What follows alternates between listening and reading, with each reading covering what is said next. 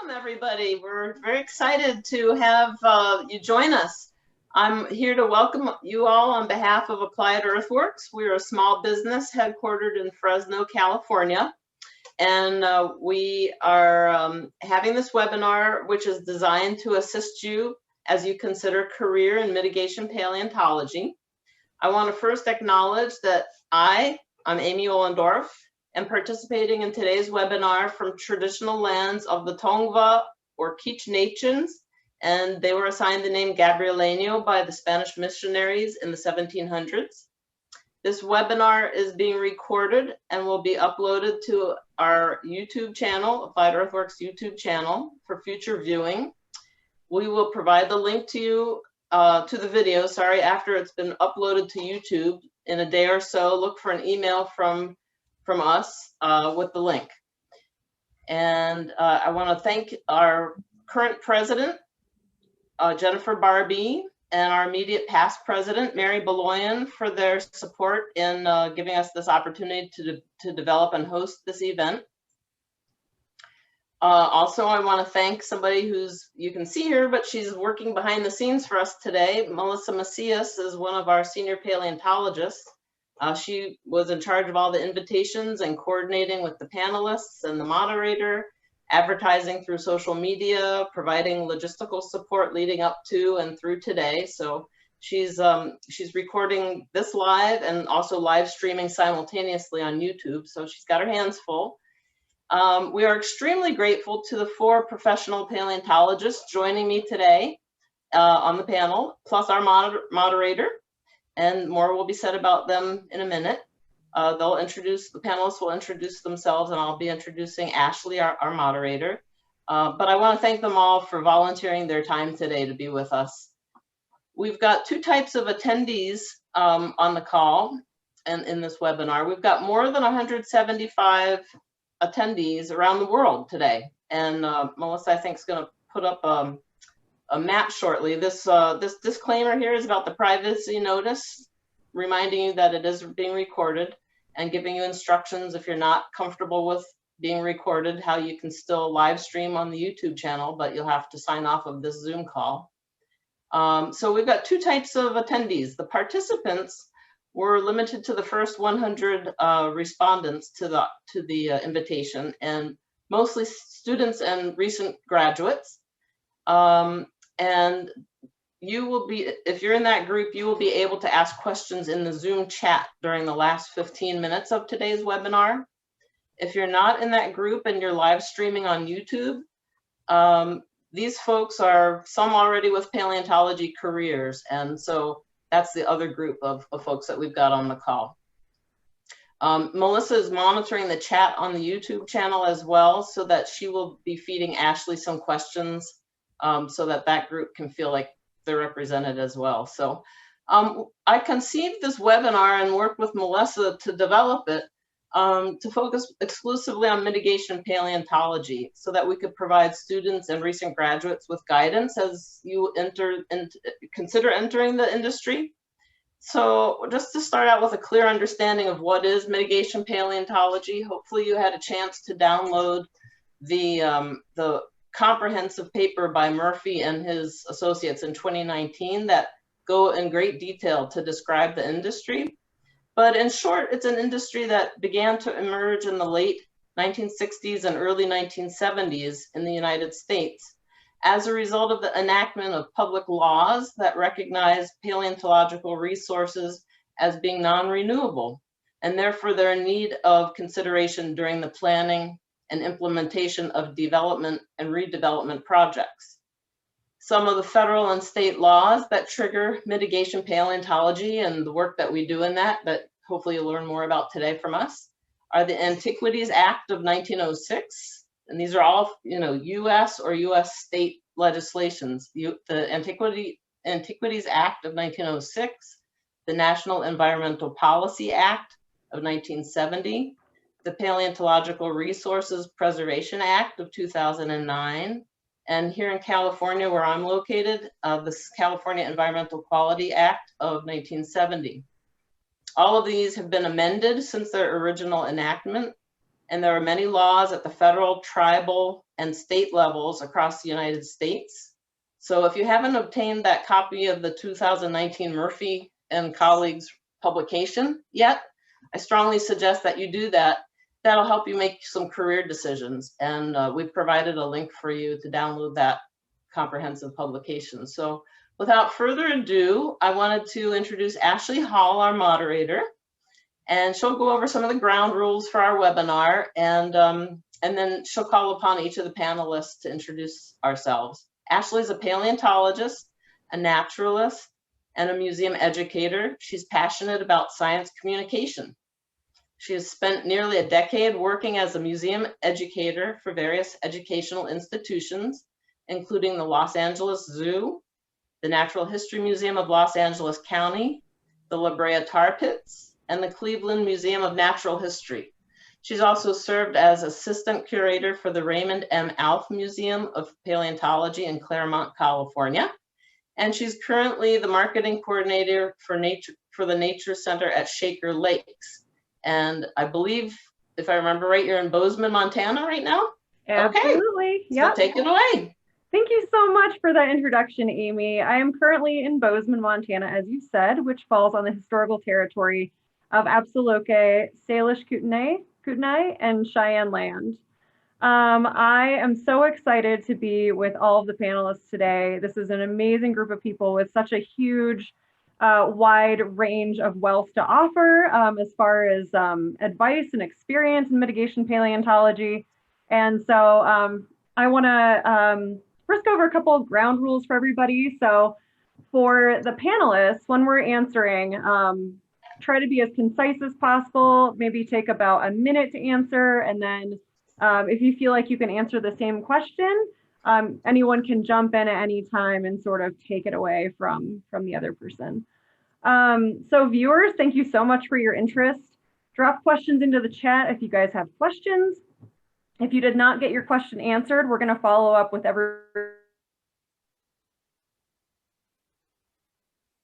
Whoa.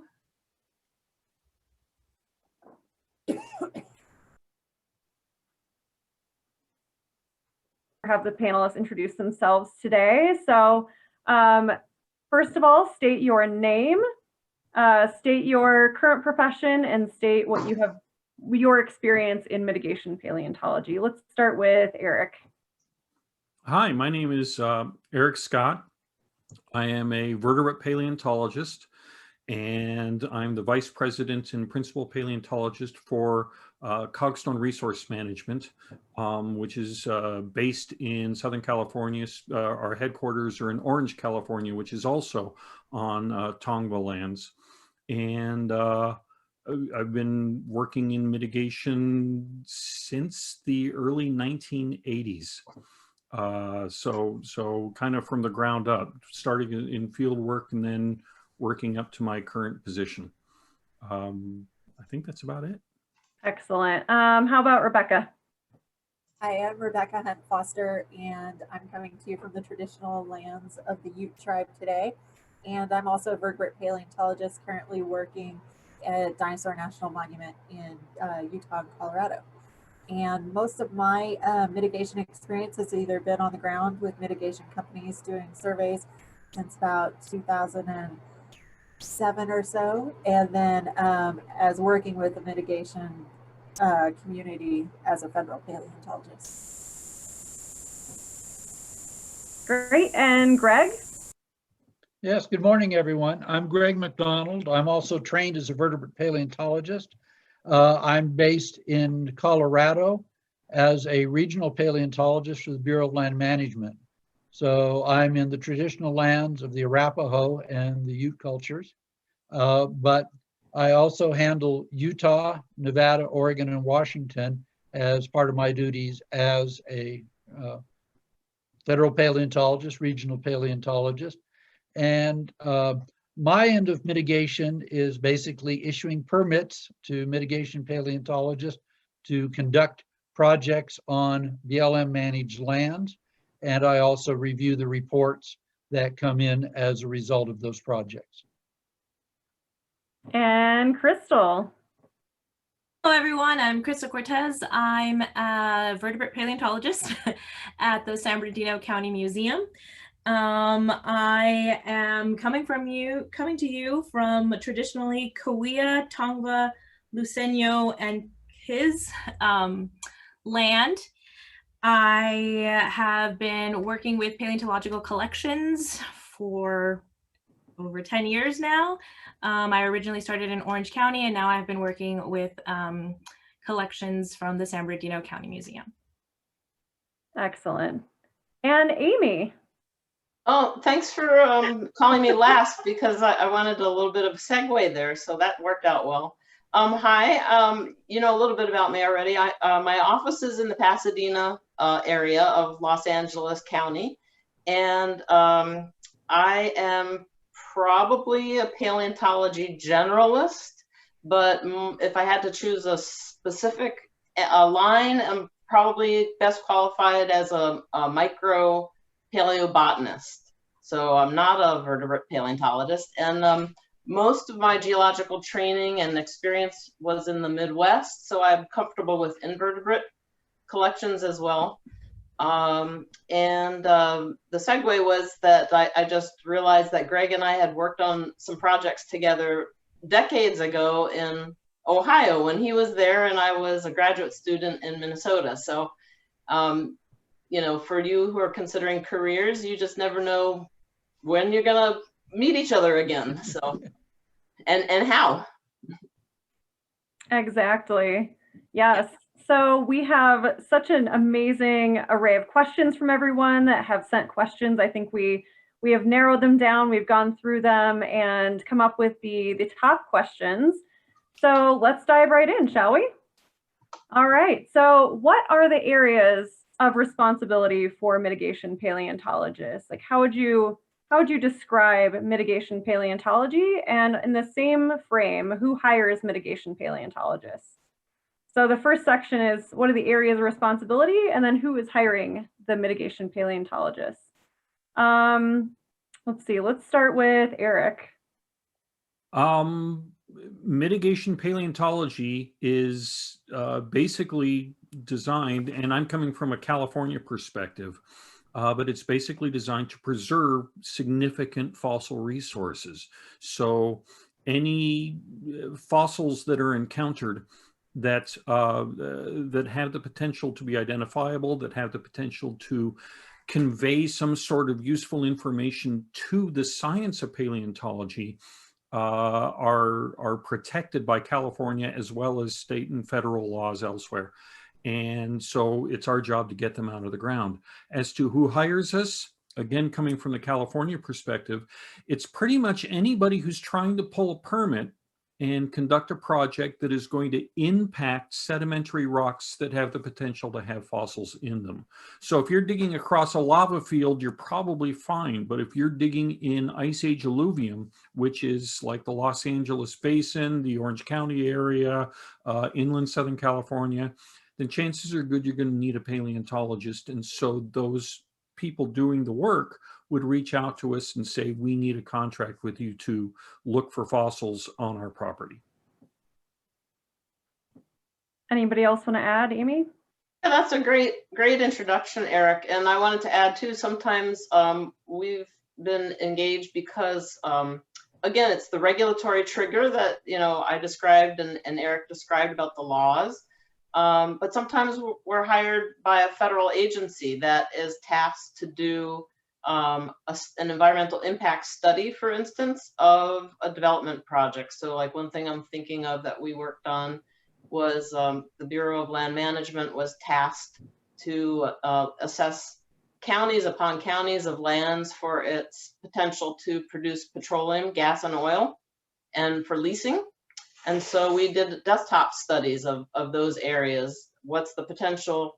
You know, as you can imagine, a high potential for significant paleontology where there's oil and gas resources. So sometimes that will trigger it as well.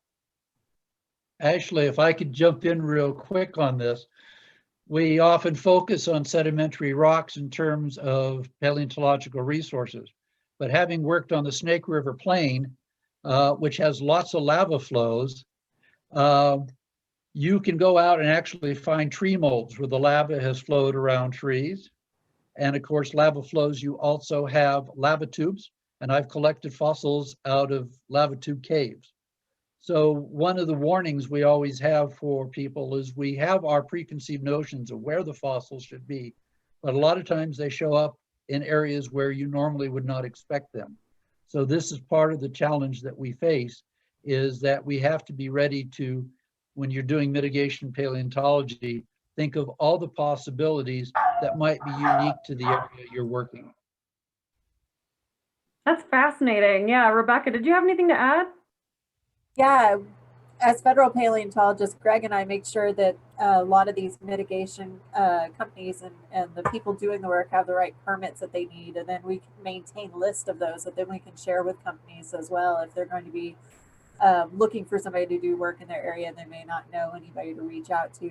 We can provide them with that information so that they know, who are qualified and who actually hold a permit to do that work. We would often get questions of, well, I've got an archaeologist in my company, can't they do the paleontology survey? And we'd have to kind of explain to them why we actually needed a paleontologist. So that's fascinating. That's part of what we do as federal paleos.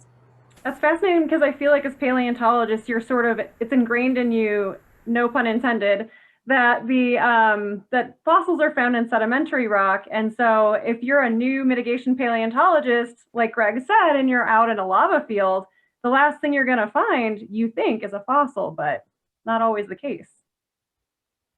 Cool. All right, so moving on. So speaking of all the different areas that mitigation takes place, we had a really good question from someone who basically said, are careers in mitigation paleontology feasible nationwide, or does it help to relocate to the western and northern regions of the US for better, more plentiful job opportunities?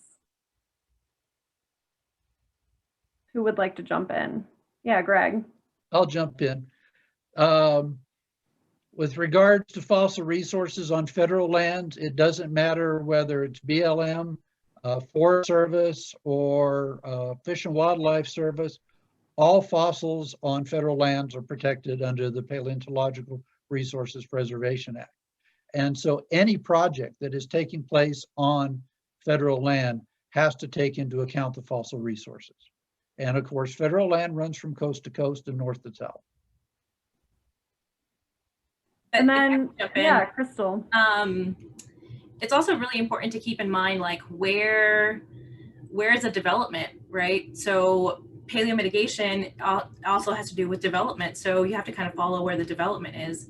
I mean, Western region does have a lot of development, but I mean, if you look at Orange County, a lot of it's already developed. So there's not a whole lot of work there. There's still work there, but there's not a whole lot as you would expect. So it's kind of, you just kind of have to be flexible, I think, especially when it comes to mitigation. The same thing is true for downtown Los Angeles, where it's been built for decades. And so there's not a lot to find there unless you're building a subway that's 40 feet below everything else. And so suddenly there's a bunch of ripe opportunities to find all sorts of Ice Age fossils that otherwise you wouldn't even know were there. And I think, on this webinar today, we've got a lot of, people who are looking for a career in mitigation paleontology. And so as a student or as a professional, what kind of skills are required to be assets within the industry? So think about like what skills you may have picked up in undergrad, or maybe skills that you have picked up outside of college, sort of, because it's not something you can really learn through college. It's sort of a career field that is the result of sort of schooling, and maybe you learn about it afterwards. But Amy, yeah. Mm-hmm. Yeah, I was just gonna tag on to the answers previously first, and then I can launch into that. So I moved to California in 2018, and before I was here, I had about close to a 30-year career in Minnesota, but I worked in about 34 or 35 different states doing mostly cultural resources management. But I just wanted to bring that up because what I wanted to say is, because we are so we're united as a country under the federal umbrella, but we're so individual by state as well. And California has one of the strongest, if not the strongest, environmental quality protection acts that I've ever encountered. And so that has triggered this robust economy for the mitigation paleontology industry, I would say. Prior to that, in the other states that I worked in, I never got pulled into the paleontology direction. So I just wanted to share that. So, you know, kind of the listeners, the participants not on the panel, you know, consider the parts of the country that you might want to be interested in relocating to, and check out and see what their laws and their policies are. Also, different in California, different cities have different policies. So you can even get down to that level. And so the current question that you asked was what kind of preparation? Mm-hmm. So, you know, before I started in this field, I didn't really give any thought to laws or regulations, and you have to put almost not really a lawyer hat on because we're not qualified as lawyers, but you have to have some level of interest and understanding of that, because that's what drives all the work that we're doing. And then, you know, we get really good education in our undergraduate, you know, community college, undergraduate, graduate schools. We get real good technical training in our fields in geology, biology, paleontology, and so forth. But in this industry, if you want to be more than a technician level person and be on a career path, I think that you need to kind of think outside the box. And I was fortunate to get the on-job training for some of this, but you know, you could take classes or get experience in jobs, even doing marketing, doing project management, which is, you know, financial aspects, balancing budgets, things like that. I mean, even if you have a job that helps you with your work ethic, have a summer job, you know, to help you pay for your schooling or something, just real world experiences in a work setting, I think would be useful. Oh, the other thing too that I would find useful for somebody developing their career is writing classes. So take it away. I'm sure you guys want to riff on all that. Absolutely. And I think, you know, with mitigation paleontology, it might be perceived in one way, but let's talk about some of the different sorts of skills that are needed within mitigation paleontology. Crystal, do you want to start?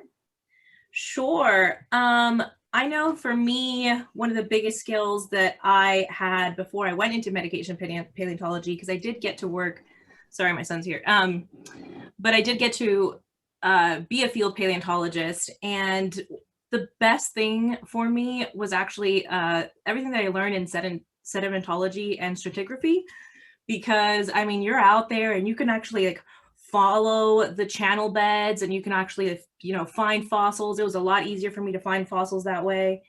And also just kind of having the experience in the formations and knowing the different formations that are around and where I was digging, and having the experience of knowing what the fossils look like that come out of that formation, because whatever formation you're working in are going to have different looking fossils. And so just having all of that background really helped me, at least when I was out there, when I was like, okay, I was in, you know, Oso sands, and I was able to just find all the fossils that were in the Oso sands because I already kind of knew what I was looking for. And I knew that, you know, Oso sands tend to be really white, but the bone also has like, sometimes it has like an orange tint to it.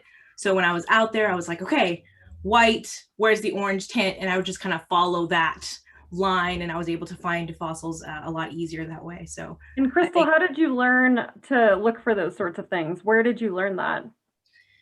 Sedimentology and stratigraphy. Okay. Yeah, so in the geology classes, I think that was the best thing. And honestly, going back to what Amy was kind of talking about, knowing about the laws and stuff, I was very fortunate, and my master's degree was in environmental, and so we kind of went over all of the laws and, you know, how to manage them, what we can do to change them, and all that stuff. So it was really helpful to have that background in my current position, and as well as when I was working in mitigation. So Amy mentioned writing, you mentioned sedimentology, geology. Who else wants to add some skills in there? I would definitely suggest that people get used to taking field notes, whether it's through taking a field tech class or like field camp or something, because you need to learn how to record notes in the field and keep up with the data so that when you get back, you can actually write the report. That's really important. And knowing, you know, when you're taking pictures, what kind of pictures do you need to capture? Should you have a scale bar in there? What's your subject matter? Because if you're going to include that in your report, that's also really good to think about ahead of time. Lighting, things like that. You don't want just a dark picture or a bright washed out picture. So things like that help. And then also I always encourage students to look into taking GIS classes, because I think GIS classes come in really handy, and it's one of those skills, if you don't use it really often, it can get a little rusty, but we're always needing to make maps for where we're going. We need to make maps for our reports, whether we're hiring people or doing the work on the ground. Knowing where you are, knowing how to read a map and how to make a map and all that, I think comes in very handy, and it's a marketable skill even beyond paleo mitigation. It's a great thing to have in your tool belt, I think. And I know Melissa's moderating, but I know you want to jump in here. No, I absolutely use GIS constantly. So I'm a senior paleontologist and a project manager, but I also work with our GIS team, and I help make maps for projects. I help with the maps for surveys. So we use ArcGIS and ArcGIS Online, so we can upload our maps to a website and then download them onto our iPads using Arc Collector. And then we get the information in real time. So all of those skills are extremely helpful. This is a question that just popped in the chat. GIS is a broad field. What specifically about GIS? Also, does it matter what Trimble you're familiar with? Me personally, I'm not familiar with Trimble's very much because I've always used Arc Collector. But specifically about GIS, know how to just make basic maps and know how to read them, know a little about the layers that you use, and how to collect points in the fields. That's the most important things I can think of. Yeah, I wanted to also pick up on the point that Rebecca made about the note taking. A lot of times, if you start out in mitigation paleontology in the private sector, like Eric and I are in, there's a kind of a hierarchy, and you'll start out maybe as a field technician, and you're taking notes and photographs. You're our boots on the ground, but you're bringing that material back to somebody else who's not set foot out in that field area, who's going to be writing the report. And it's the reports that allow the regulators to check the box that say, yep, they did the work. You know, that part of our law has been complied with. And so we emphasize with our technicians, you know, and the quality of what they're doing, and we help them learn, if they don't come to us already knowing things that are important to record and to capture by photo documentation. And then also the quality control, the attention to detail is really important. And we have somebody in the office who's, you know, every night doing the quality control on the material that's either uploaded through Arc Collector or uploaded into our file sharing service to make sure that, you know, while that person's out there, if we have any questions or need them to go back out and do something else, that they can still do that. Absolutely. These are really, really good. Eric? Yeah. I'd like to also follow up on the field note thing, because if we're doing our job and we're collecting significant fossils, then pretty much everything we find is eventually going to go to a repository, a museum, or a university. And Yes. it's essential that they have field notes, because, and this is where mitigation paleontology is different from other kinds of paleontology. Greg McDonald has talked about working out in the Snake River area, and he's worked all over the place, but in many cases, you have field seasons and you can go back next season and see what came up. Whereas with mitigation paleontology, you're digging now, you're finding fossils now, and 6 months from now, it's a swimming pool. And there's no chance for any paleontologist ever in the future to ever go back and see what you were looking at. So if you don't get the data, if you don't photograph it and record it to the nines, then when that museum or university gets those specimens, they're going to say, what is this? We can't work with this. There's no context. So it's, and Crystal could probably talk to this from her years at the Cooper Center dealing with old mitigation collections. Yes, and actually, that's exactly what I was going to say, was kind of piggyback off that, where those notes are just so essential, because sometimes the reports get lost, data gets, misplaced, but I can always go back to the field notes and someone's field notebook, and I can go back and kind of look through it and find whatever information that it is that I'm missing, and going from institution to different institution. I'm fortunate enough that Eric was at my institution before I was, so I could just call on Eric. But so sometimes I don't remember anything. But it's institutional knowledge is lost, and that's just kind of a thing that happens in whatever institution that you're in. So having that data and that information, it just becomes so crucial, and definitely that's one of those major skills that you need if you're going to be out there in the field, because you guys are going to be the ones on the ground and you're responsible for it, right? Because we don't know, us that are in the museum, or if we're in the office, we don't know what's out there. So we're kind of counting on you, and it's a lot of responsibility for those field techs. And I think that people need to realize that too, We are going to jump back to museums in a minute because it's super important. But as paleontologists, we all have different fields that we've specialized in. And so this question comes from someone who says, my expertise is in Precambrian paleontology. Will that be something considered useful in mitigation paleo?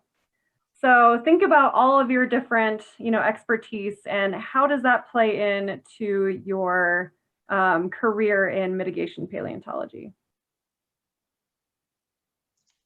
I'll take a gamble with that one.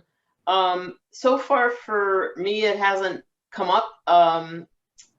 I wouldn't say never that it's not possible, but it hasn't, as somebody else mentioned earlier, mostly we've been dealing with maybe late Pliocene, Pleistocene to late Holocene kinds of, early Holocene kinds of fossil assemblages. And really, with some of the invertebrates, could be earlier, maybe as far back as, I think I had some experience with Ordovician acrotarchs. Again, that's oil and gas development related. But Precambrian, personally, I haven't. I was really excited when I was going to go to grad school in Minnesota because of the banded iron formations there. And so I got to see them, but that wasn't in the mitigation paleontology context. But the other thing I wanted to just jump in about was it ties into that question that you had earlier about what kind of experience to get. And then also with us talking about the technicians and taking notes, is a lot of times as a mitigation paleontologist, especially if you're a field technician, you're not going to be working out in vacant greenfield spaces most of the time. You'll be working in urban development, redevelopment settings at construction sites. And that's a real kind of mind shift for us, that we're trained as geologists in field schools out in the wilds, and then we've got to then take our knowledge and apply it into these kind of settings where you're expected, every minute that's kind of spent on paleontology is considered wasted by the construction workers, and they're there to chop and get that whatever it is built. And so you have to also feel comfortable working with construction workers, sometimes under duress in terms of pressure and schedule, and take good notes at the same time. So that's a lot to master. Yeah, I can point out that while vertebrates tend to get the spotlight on them, from the federal standpoint, we are interested clear back to the Precambrian. The problem with the Precambrian is, how do you know there's fossils in those rock samples? I mean, they're microscopic, and you often don't know what you've collected until you've made thin sections and been able to identify the structures. So that puts us in an ethical quandary with regards to, yes, they can be very important, very informative scientifically, but may not be too practical from the standpoint of mitigation paleontology to be sure that if you're collecting bulk rock samples, you're getting the fossils out of them. And you know, we do require from the government that you have a repository agreement.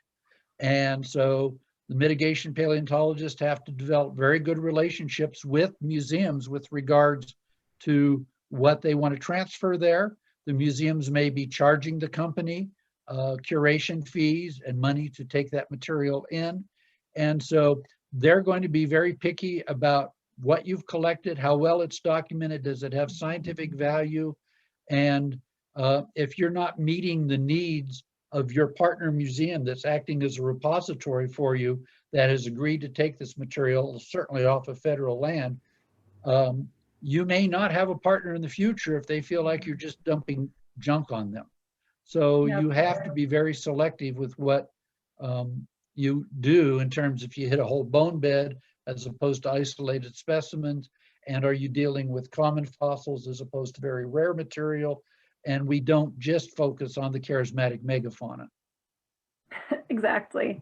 And I think, you know, sort of jumping back into questions here, we do have a lot of GIS questions. So as someone finishing a degree, would it be recommended to go back and take GIS courses if you don't have any training, or are on-the-job GIS training classes available?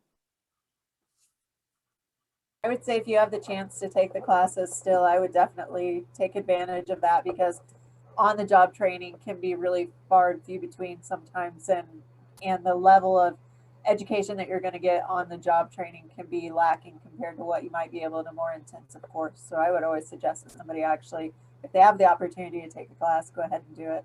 Yep. Because what you're going to learn in the real world is what you need to know, and not anything beyond that. Because exactly.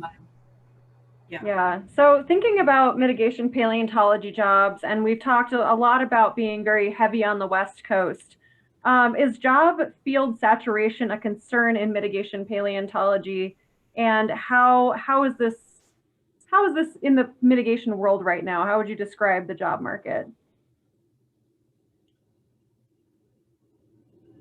I'll leave it to Eric or Amy. Yeah. I can take a stab at it. I mean, in resource mitigation or management, I've found that aside from federal academic museum sorts of work, in the private sector, it's very economy tied. And so where there's a robust economy, lots of new development, construction, things like that, then there are opportunities. And when we've had periods of recession or other kinds of lulls, it's been tougher. And you would say probably that there are more people looking for decent jobs than there are jobs available, probably. I know there are other pressures. I mean, this isn't really mitigation paleontology. There are other pressures like in academia or in the government where people retire and not get replaced, things like that, that also have created some pressure points there in terms of abilities to advertise and get jobs. Yeah, but I think that's for the private sector. That's what I felt. I don't know, Eric, do you have any other insights about that? To me, it's been more economy related. It is economy related. For those, since this is a webinar for people who are looking to get into mitigation paleontology, presumably looking for jobs, I would suggest maybe looking for companies who have more of a focus on long-term projects. And I bring this up because, as Crystal mentioned, I used to work at the San Bernardino County Museum starting in 1991, and we actually provided mitigation services at that time. And as you went through a series of recessions, what we mitigation paleontologists would see is everybody else getting laid off or furloughed, all of the regular museum staff, but because we were on long-term infrastructure projects that kept right on going despite the recession, we all managed to hold on to our jobs. So one of the things with mitigation paleontology is that there's a whole bunch of short-term jobs that come and go and come and go. And so you get a job, you're out there full-time, and then they're finished. And unless your company has another job, you're done until something else comes up. Whereas if you're a company that's working on those long-term infrastructure projects, really big projects like the freeway corridor in Orange County, or our company working on the LA subway, or back in the 90s, it was the Diamond Valley Lake Reservoir outside of Hemet. All of those were multi-year projects, which meant that you could be a paleontologist for many years in a row. And that happened pretty much irrespective of recessions. So it depends on what you're looking for and what kind of company, what the company's focus is. So when you're looking for companies to apply to, maybe keep that sort of thing in mind.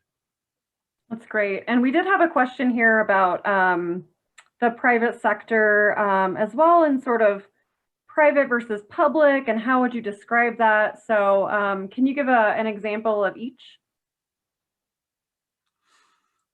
Well, I suppose public would be working on public lands, working on doing mitigation on federal lands.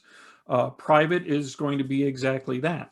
Even that has some play where, again, with the subway, there are federal dollars involved. If you have, if you're working for Caltrans, it's a state and therefore a public thing versus somebody building a housing tract. But in terms of full-on public stuff on federal lands, I would defer to Rebecca and Greg on that one. Well, one of the things I can point out in terms of permits that I issue is that I issue, of course, permits to individuals who work for large companies and coordinate very large staffs that do multiple projects. But I also issue what you could think of as freelance people, people who are independent. And basically what they do is they offer their services to companies that do not have a full-time paleo program.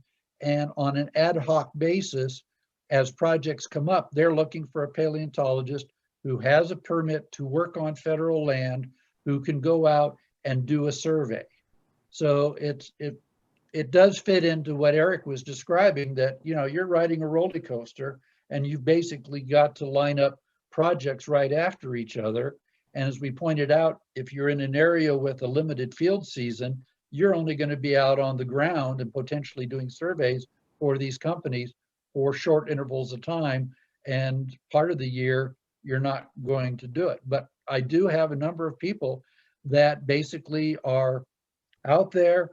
They qualify to get permits. They then, it's up to them to sell their services or make themselves available to these smaller companies that do not have full-time paleo programs. Mm-hmm. Outside of California on public lands, I mean, a lot of those jobs can vary, where you might be dealing with more definite construction projects in the California area, like the subway project or housing developments and things like that. On public land outside of California, for instance, you may be working on anything from, you know, a trail going in to a road widening project, to a water pipeline, to, you know, oil and gas. It can really greatly vary the type of project that you might be on, that you might need to do work for. So it can really vary. Fiber optic lines, there's all sorts of different types of projects where they're going to be disturbing bedrock and needing a paleontologist on site. Yeah, the other setting too, being museums. I mean, Crystal, you could probably speak best to this. I'm curious. Normally, you know, you go through your donations and your other sources of funding to keep museums alive, but now we've got this pandemic and people can't go to the museums anymore. You suddenly have lost your audience in person. So, I mean, what does that do for your part of the industry? Well, I've had to do a major shift. I do a lot of virtual programming now, and I do a lot of outreach, but I've also I'm just going back and looking at the collection. The mineralogy collection was restructured, and so I'm just kind of restructuring the collection in a way that can be more accessible. But I'm also kind of working on a project as well where I'm working with mitigation companies, or I'm hoping to work with mitigation companies, and kind of build that relationship a little bit better between institutions and mitigation firms, because, it's true. We don't want to get a bunch of garbage in, right? Like sometimes people are just picking up little scraps, especially in the early days. People were just picking up whatever scraps they can find. And so the museums kind of became inundated with all of these scrappy material. So you just kind of like, what do you do with all that scrappy material? And also just kind of training and giving mitigation firms access and showing them the different collections so that they can actually see the bone, so that everybody that's out there is actually able to see the bone. What does it look like? What are you finding in all the different formations around the areas? So look out for an email from me. I'm sure all of you guys will be getting it sometime soon.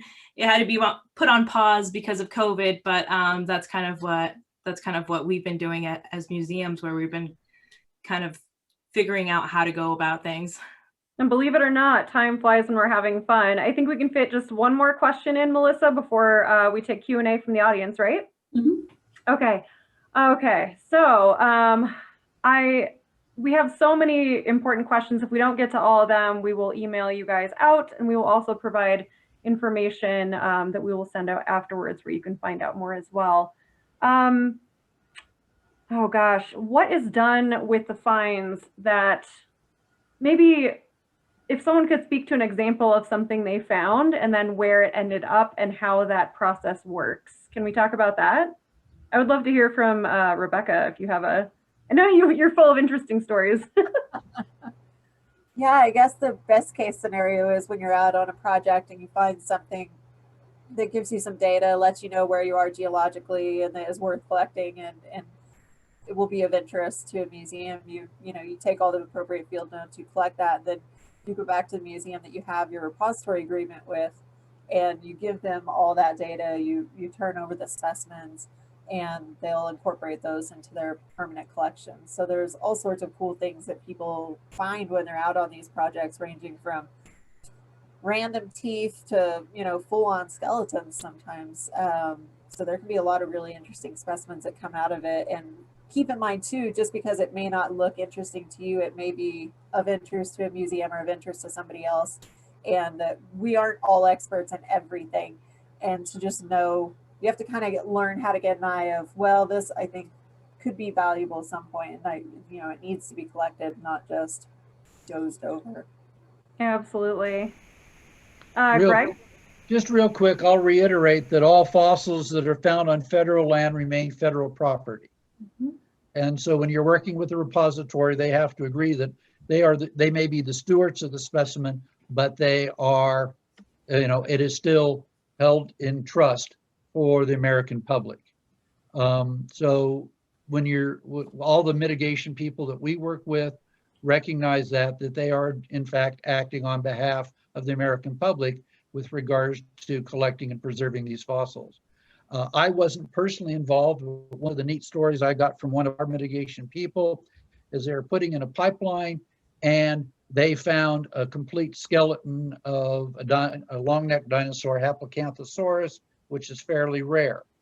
And basically, the mitigation person went back to the person for the company in charge and said, this is what you've got. You've got two choices. You can relocate the pipeline, or you can pay to have the dinosaur excavated. And so they looked at the numbers, and it was cheaper to excavate and save the dinosaur.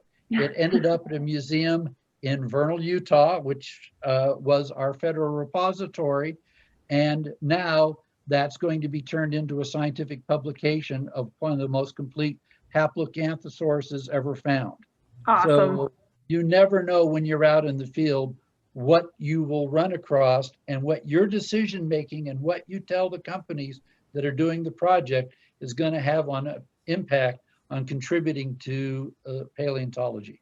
Yeah, paleontology mitigation is an incredibly important field, and it is not in any way an alternative career in paleontology. I'm sure every one of us has heard that, and it is a career in paleontology.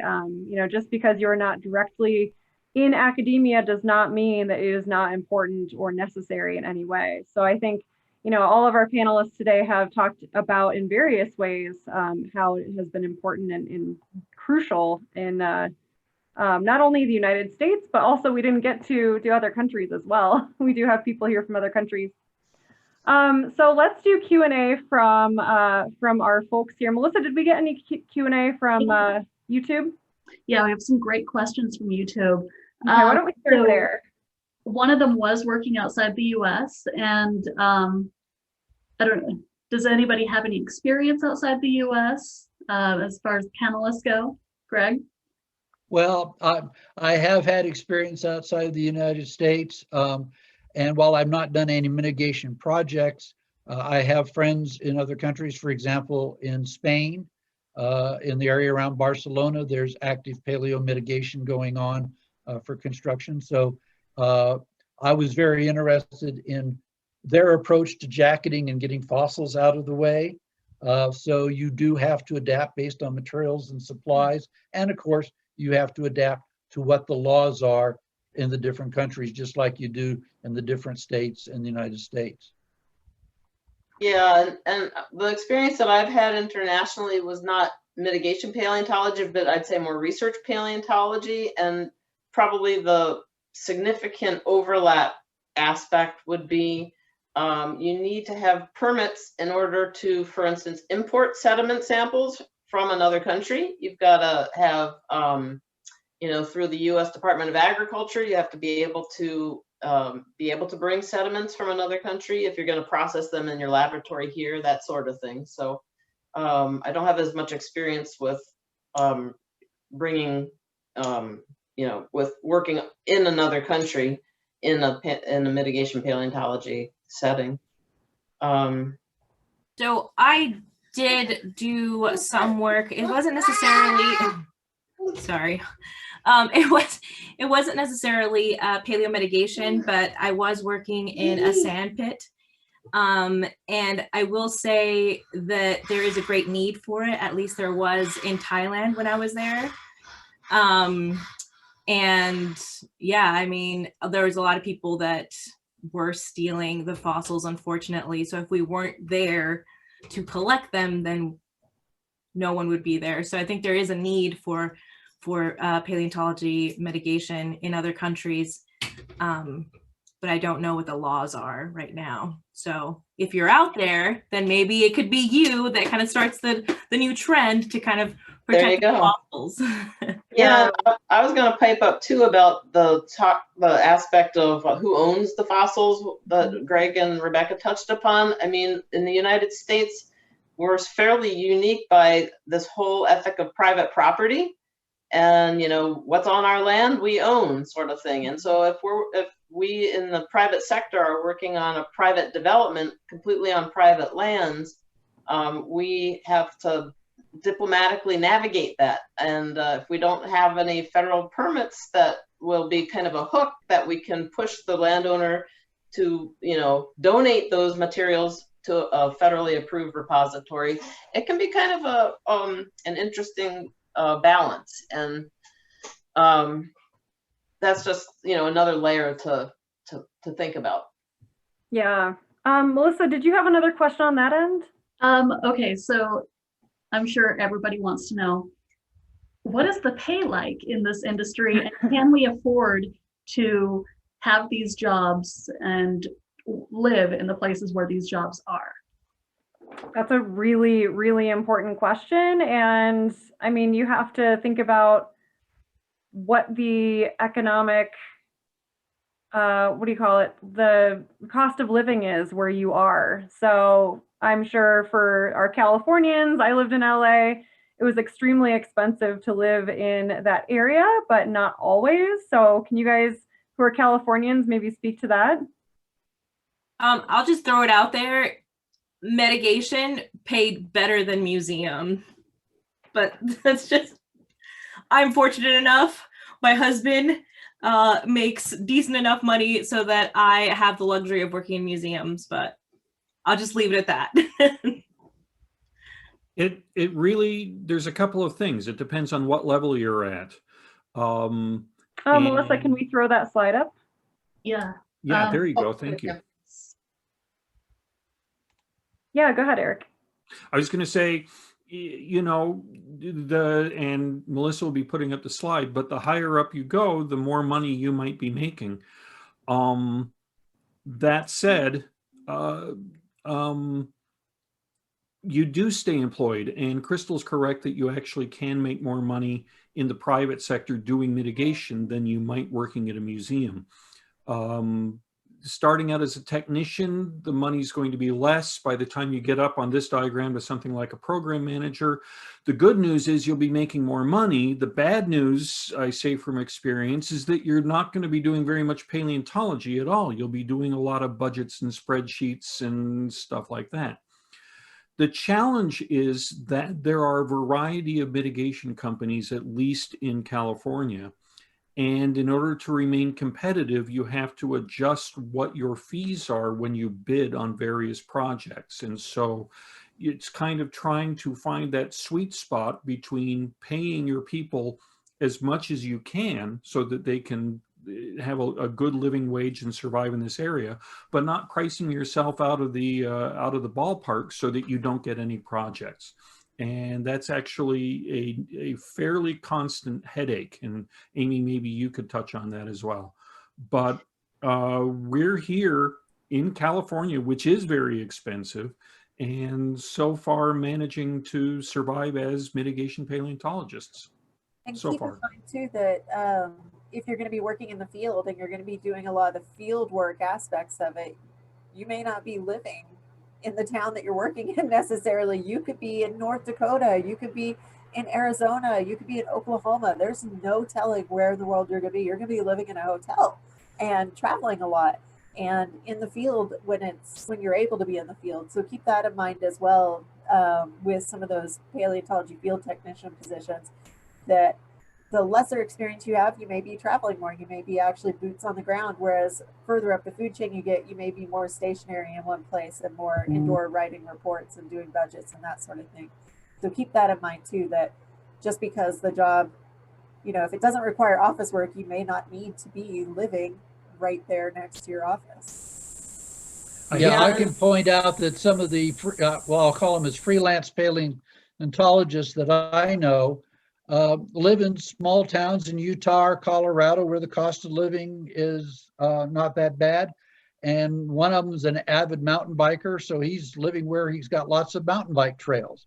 But you trade off on that, and that you go where the jobs are, which means you do have to plan on traveling. So, but there are ways of sort of having your cake and eating it too. It's just a matter of what you're willing to accept and what you're willing to put up with, and what you feel is core to what you want to have is the quality of lifestyle.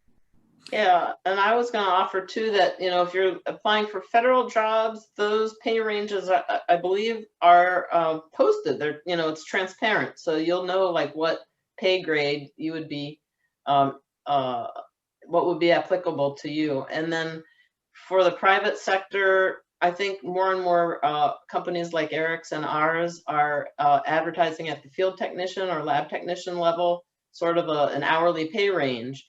And then also, if we ever hire somebody who needs to travel outside of our office area, then they are paid, you know, their hotel or a per diem is given, you know. So some people, you know, end up, it depends on the contract.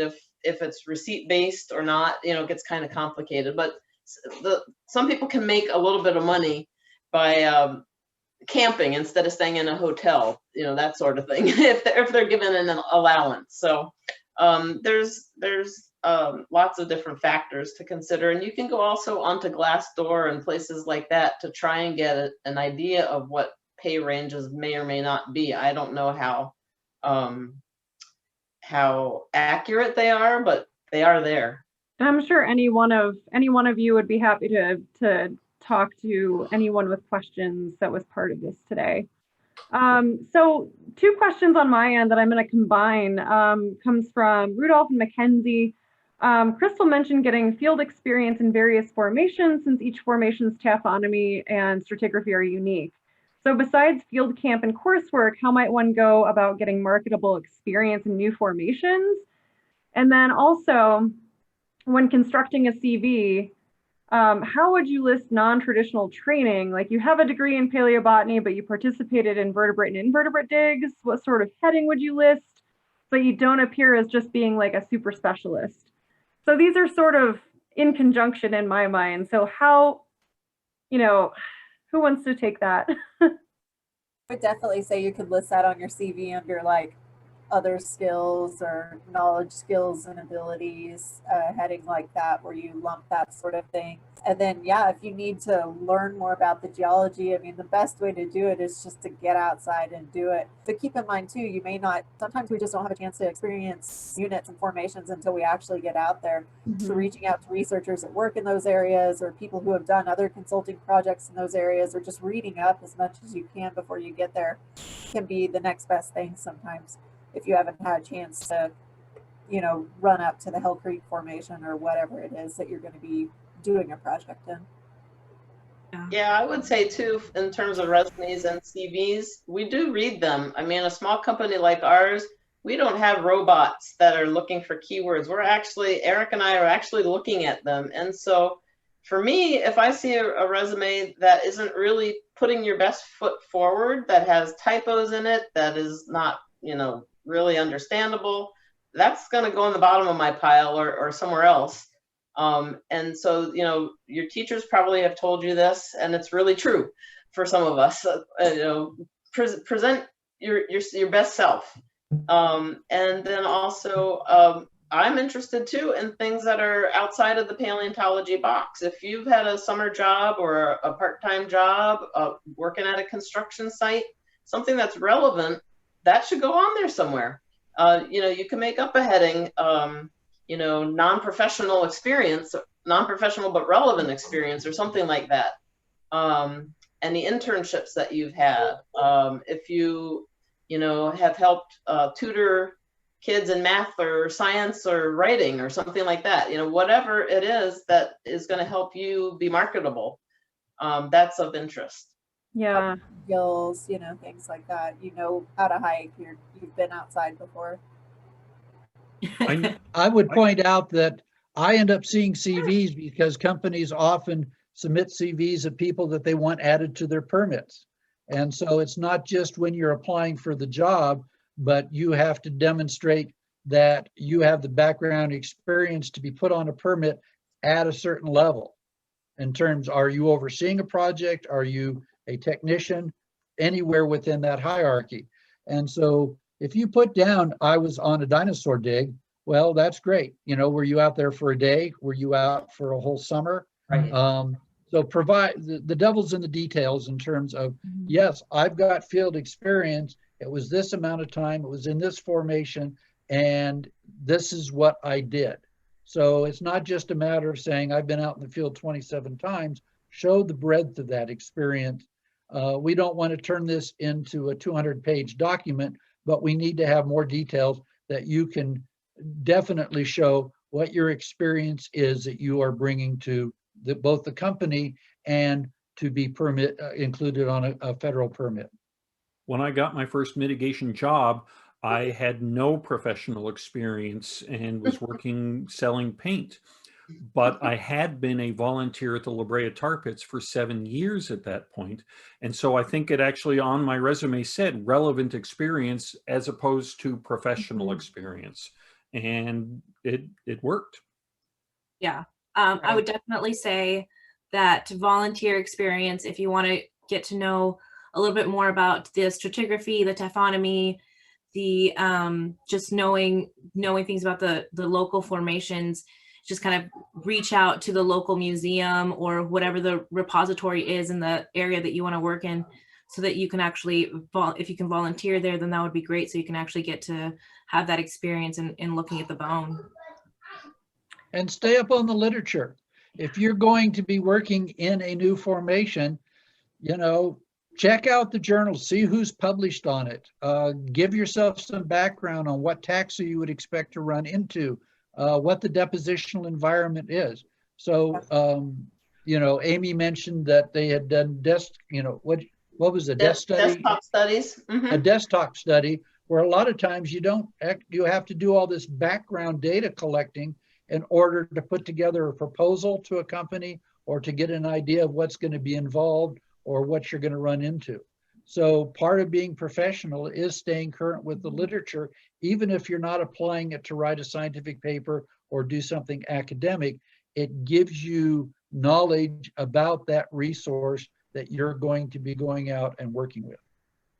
Well, we had 1 hour, maybe even a little less, to cover so much about mitigation paleontology. So I want to thank all of our panelists today. We actually have a lot more questions coming in. So I think Melissa will end up sending out an email to all of you who were attending today, and to give some resources and maybe some other resources, right, that we're going to send out. Melissa, do we have time to end on one more thing? Yes, we do. All right. So if I could have everyone go around and give one piece of advice, you have to think about it, one piece of advice for people wanting to enter mitigation paleontology. What would that be? I would say be eclectic and be curious about lots of stuff, because you never know what you're going to be working with. So if you really love paleo and you like learning about it, it's a great opportunity, because you never know what you're going to be working with. I think that's great. That kind of mirrors what I was referring to initially when I said, here, Greg and I are on a panel together, and 20 years ago, we worked in Ohio on something. And so for my piece of advice, it would be try to you're responsible for trying to open as many doors as you can and going through them. Same thing as Greg. Kind of have curiosity, eclectic, be proactive, and it's your life, it's your future. And there are lots of people like us interested in helping and hopefully sometime hiring, I think it's just a good way to get your foot into the door of paleontology and another, realm outside of museums or academia for sure. And it's a good way to network and meet people and get your feet on the ground and experience different units. And a lot of the people that you meet are going to be your peer network for the rest of your life, and you will interact with these people for a long time to come in various different ways. And you never know where one job is going to lead to the next one, to the next one. And so the experience that you gain today is only going to help you build into the future and help with further career opportunities. So I always say take every chance that you get. If I had to give a piece of advice, it would be to not forget about the paleobotany and the invertebrate paleontology. I think vertebrate paleontology gets a lot of the hype because they're like the big and the exciting thing, but inverts and plants are also just as important, and they tell us just as much of information about the environment. And so, yes, please. Fossils too. Yeah. Yeah. Trace fossils, yes. Yeah. How about you, Melissa? Learn everything you can and be a generalist. I know we all like to specialize in one thing, but the more you know a little about everything, the further your career can go. Yep. A little about everything, but a lot about sloths. How did we get through this panel with no puns? I don't understand. I'm a sloth. It was a slow day. Oh my God.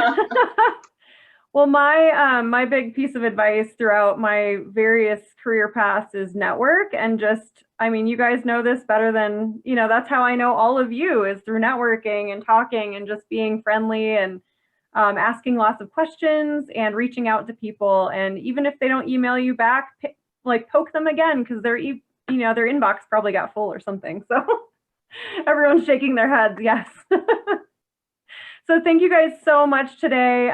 We will be uploading this video. Melissa will be providing the link, and we will be sharing this on social media. So thank you to all our panelists today for your wisdom and many years of experience. And thank you to Amy and Melissa for having me host today. And I hope everyone has a wonderful, fabulous weekend. Happy Friday. Happy Fossil Friday. Thank you. I think the panelists are welcome to stay on after everyone else hangs up for a little debriefing if they want. But thank you again for donating your time and your thoughts too. Awesome. We're getting lots of thank yous. Thank you to everyone watching today.